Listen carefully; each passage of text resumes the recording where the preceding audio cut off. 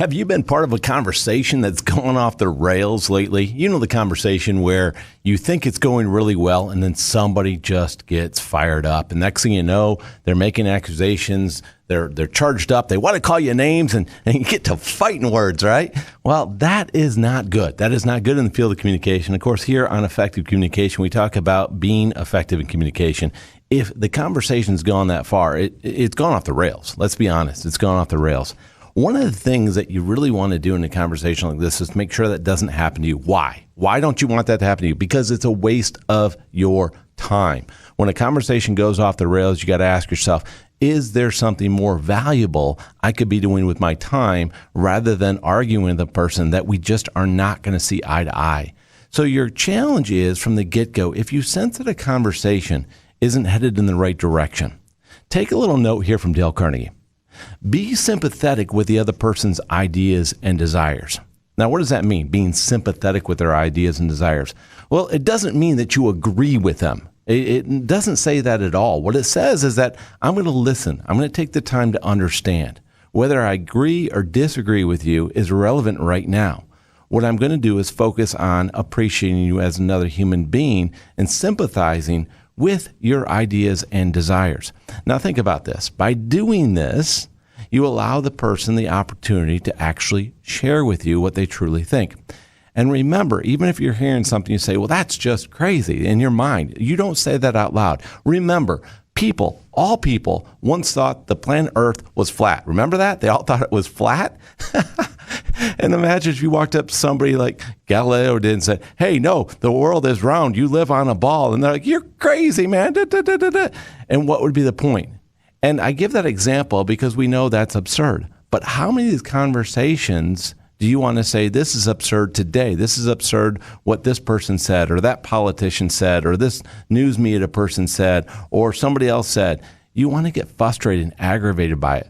To what end? What end? That's not the best use of your time. So in communication, by being sympathetic with that person's ideas and desires, you can take the time to help them by asking them questions to really build a complete thought. And if their question, if whatever they're saying doesn't make sense and it's crazy talk, and you're saying to yourself, you know, this isn't going anywhere. Well, maybe it is in their mind. Maybe you don't know that it's going somewhere. So by you asking questions, have them explain. Say, tell me more about that. And what about this? And what would happen when they did this? And if we did all that, where would it come from? Who would provide that? And do we know that for sure? Do they have those resources? How long will that last? What will have to change in society to make that happen?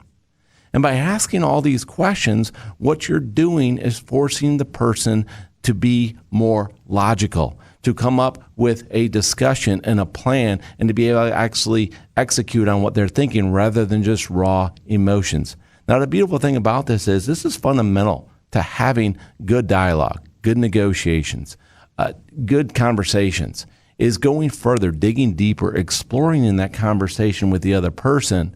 What do they really mean by what they're saying? Why is it important? And when you do these things, what you're going to find is that people are going to be more responsive to you. Why? Because we know the old quote, Teddy Roosevelt said it, right? People don't care what you know until they know how much you care. Well, how do you show that? Well, you show that by what we're talking about here, being sympathetic with the other person's ideas and desires.